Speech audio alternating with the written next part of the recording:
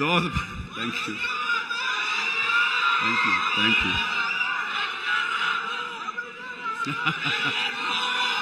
Yes ఇందాక నుంచి చాలా చెప్తూ నా అచీవ్మెంట్స్ గురించి చెప్పాను. Pawan Kalyan is my achievement, Ram Charan is my achievement, నా ఫ్యామిలీలో ఉన్న అందరు బిడ్డలు అందరూ కూడా నా అచీవ్మెంట్. వీళ్ళందరూ చూస్తుంటే ఇది కదా నేను సాధించానని. మొన్న పవన్ కళ్యాణ్ ఇంటికి వచ్చినప్పుడు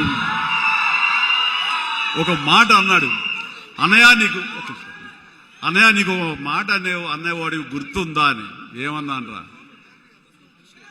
మన ఇంట్లో ఇంతమంది మీరందరూ ఉన్నందుకు, నాకు ఈ అవకాశం భగవంతుడు ఇచ్చినందుకు ఇది నాతో ఆగిపోకూడదు. ఒక రాజ్ కపూర్ ఫ్యామిలీలో ఎంతమంది ఎలా ఉన్నారో ఆ రకంగా మరొక రాజ్ కపూర్ ఫ్యామిలీ మన మెగా ఫ్యామిలీ అవ్వాలి అని నువ్వు చెప్పావు.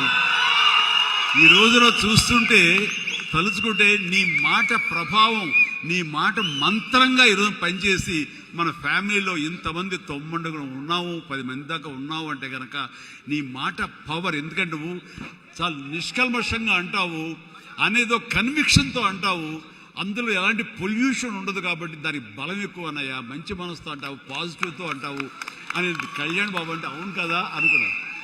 తెలియకుండా అదే ఒక పత్రిక కపూర్ ఫ్యామిలీ ఆఫ్ సౌత్ అంటూ మా గురించి ప్రస్తావించినప్పుడు, భగవంతుడా, ఇది మా గొప్పతనం కాదు, నువ్వు ఈ ప్రజలు, నా అభిమానులు, ఈ ప్రేక్షకులు మమ్మల్ని ఆదరించారు కాబట్టి మేము ఈ స్థాయిలో ఉన్నాము అనుకున్నది ఆ రకంగా సాధించగలిగాము అనిపిస్తుంది.